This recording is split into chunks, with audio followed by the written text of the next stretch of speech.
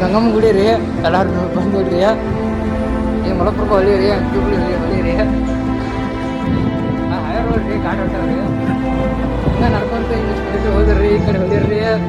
Right left side 2 kilometre ಬರ್ತದ್ರಿ. ಈ ಕಡೆ ಸೈಡ್ ಹೋದ್ರು ಗುಡಿ ಬರ್ತದ್ರಿ. ಇದೆಲ್ಲ ಗುಡಿ ನೋಡ್ರಿ. ನೋಡ್ರಿ ವ್ಯೂ ನೋಡ್ರಿ ಹೆಂಗೈತ್ರಿ.